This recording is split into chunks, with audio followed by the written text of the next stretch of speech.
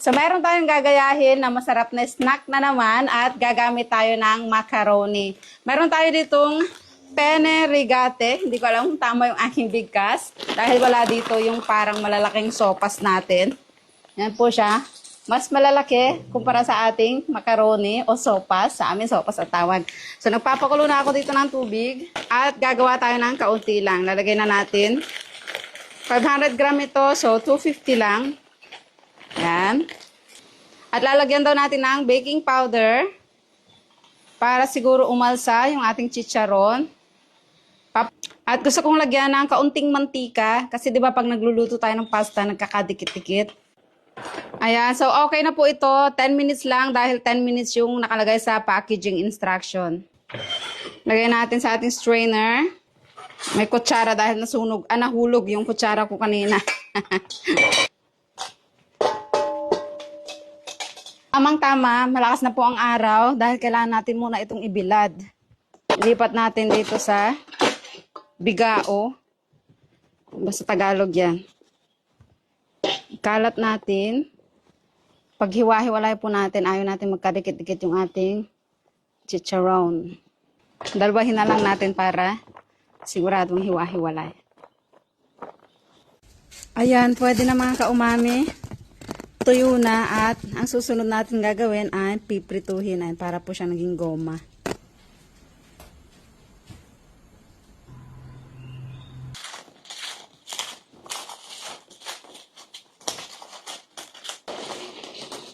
Maglalagay na tayo. Sana maganda ang kalalabasan. Hala, tumatalsik. Feeling ko kulang pa ang pagkakabilad mga kaumami.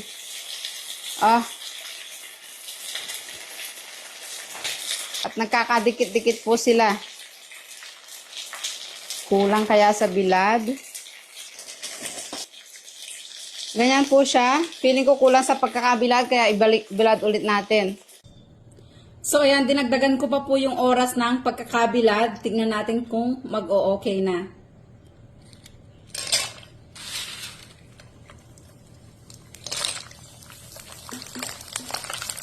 Ay, wow. Ay, wow. Nag-okay na po siya mga umami. Ayan yung gusto nating puff niya. Yung kahapon hindi gaanong diba? Sana masarap. Okay, nagbo-brown na. Bilisan nating hanguin. Nasunog. Mukha po siyang chicharon baboy.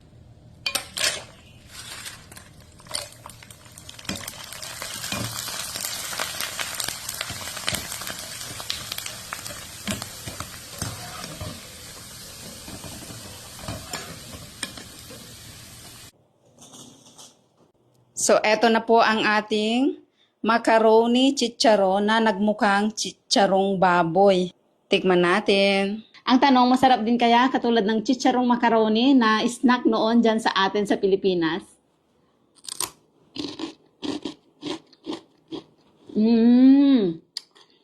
Yung pagka-crunchy po niya, hindi parehas ng chicharon natin noon. Kasi yun, maninipis na yung ginagawa nating sopas. Ito po kasing ginamit ko makakapal po siya o baka kulang sa pagpapakulo. Pero, ang sarap.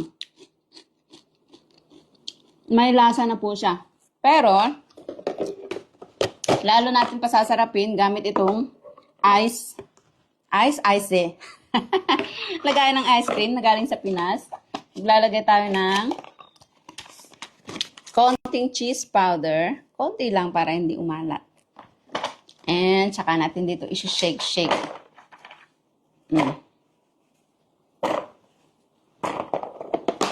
Kasi hindi natin tinimplahan kanina.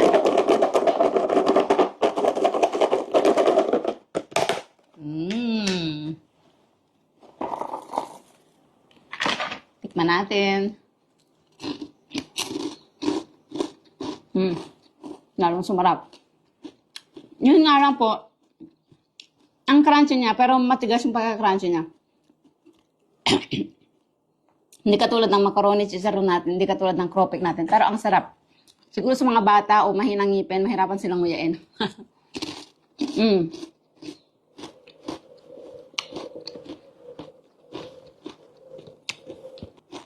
time, ito try ko na pakuluan pa ng mas matagal.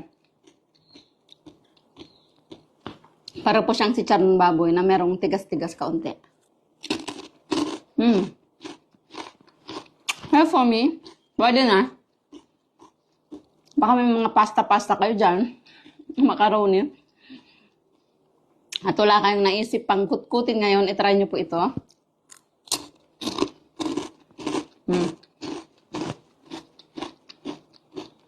Mas makakamura ka sa bumili ng chips o mga chichirya sa tindahan.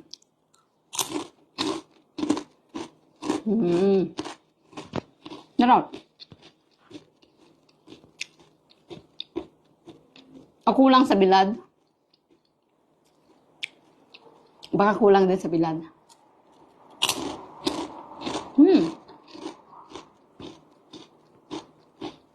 Sayang, hindi natin na-achieve yung macaroni na madaling kainin.